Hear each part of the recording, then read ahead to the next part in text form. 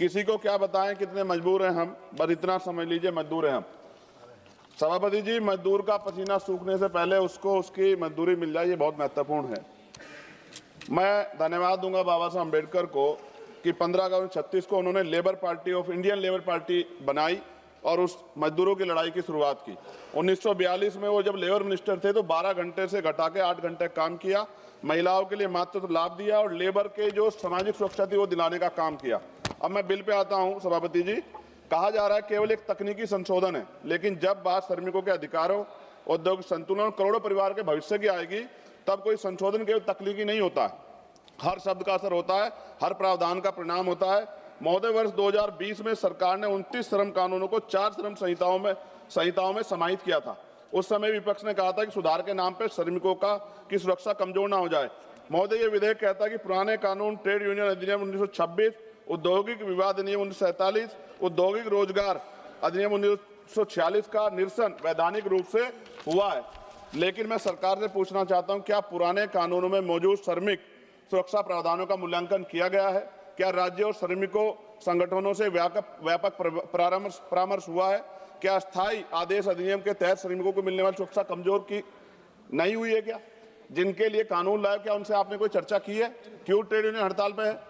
सभापति जी, औद्योगिक संबंध संहिता 2020 के तहत 300 तक कर्मचारी वाले प्रतिष्ठानों को छटनी और तालाबंदी के लिए पूर्व अनुमति की आवश्यकता से मुक्त कर दिया गया। पहले ये सीमा 100 थी। देश में 70% से अधिक औद्योगिक इकाइयां 300 से कम कर्मचारियों वाली हैं। इसका मतलब बहुत बड़ी संख्या में श्रमिक अब बिना सरकारी अनुमति के छटनी का सामना कर सकते हैं। 300 कर्मचारियों की सीमा के तहत यदि छटनी आसान होती है तो सबसे पहले असुरक्षित वर्ग प्रभावित होंगे, जिनमें SC, ST, OBC के श्रमिक बड़ी संख्या में। मेरे संसदीय क्षेत्र नगीना में विश्व प्रसिद्ध लकड़ी नक्काशी उद्योग के लिए जाना जाता है। वहाँ हजारों कारीगर छोटे उद्योगों में काम करते हैं। सभापति जी, श्रमिक व पारंपरिक हुनर से जुड़े इस परिवार इस कानून से प्रभावित होंगे। हमारे क्षेत्र की अधिकांश इकाइयां 50 से 250 इकाइयों कर्मचारियों के बीच हैं। यदि 300 की सीमा के तहत छटनी की अनुमति बिना पूर्व स्वीकृति के दी जाती है तो इन छोटे उद्योगों में कार्यरत श्रमिकों की नौकरी की सुरक्षा पर सीधा असर पड़ेगा। यह कानून उद्योगों को हायर और फायर की छूट देता है। सभापति महोदय, देश के औद्योगिक और असंगठित क्षेत्रों में बड़ी संख्या में SC, ST और OBC के श्रमिक कार्यरत हैं। सरकार ये सुनिश्चित करे कि औद्योगिक विवाद समाधान तंत्र, गिरवांश, रीडर सेल, कमेटी और ट्रेड यूनियन संरचनाओं में इन वर्गों का पर्याप्त प्रतिनिधित्व रहेगा। रोजगार निवेश से आता है, निवेश मांग से आता है और मांग आय से आती है और आय स्थिर रोजगार से आती है।